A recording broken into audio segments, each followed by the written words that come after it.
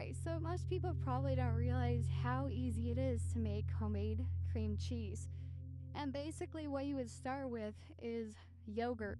You can either buy the yogurt, like a Greek style yogurt from the store, or make it. So, I'm gonna just go through the whole process of making it, which would be that you take whole milk um, or skim milk, but I prefer whole, and you put it in a pan and bring it to boil over medium heat.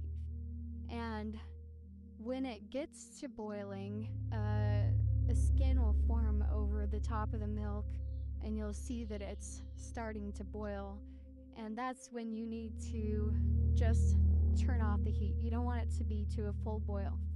Then, what you do is you want to cool the pot. You can do that by putting it in another pot of ice water, and then you don't want to cool it all the way, so you can test it with a thermometer, or you can test it by putting your pinky finger into the milk and count to 10. If you can't hold it in the milk for at least 10 seconds, then you try again a little bit later. And then once you get to the temperature where you can hold your finger in there at least 10 seconds, then it's ready. You take the milk out of the cold water, mix a small amount in a container with a yogurt starter, or you can just take like a spoonful of yogurt from your last batch, and you just mix that in with the milk, and then you pour the rest of the milk in, mix that in, and then what you do is you put a lid on that cupboard and wrap it in blankets.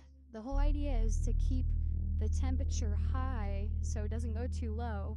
Wrap it in as many blankets as possible, or put it in some kind of incubator to keep it warm.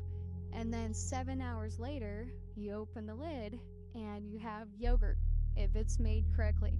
If you boil it too much, it'll curdle. Okay, so that's step one. Step two is going to be take some cheesecloth and you put some of that yogurt into the cheesecloth, tie it, and then hang that little bag of cheesecloth so that it drips. And what's going to drip out is going to be the whey.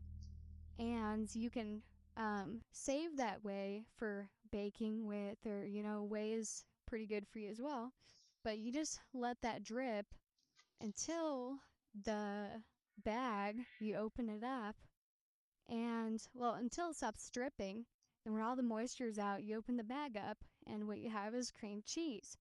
From there, you can add just like a pinch or so of salt or whatever to taste, and put it in a jar or whatever, and that'll stay good for a while. But basically, that's the whole process from milk to cream cheese.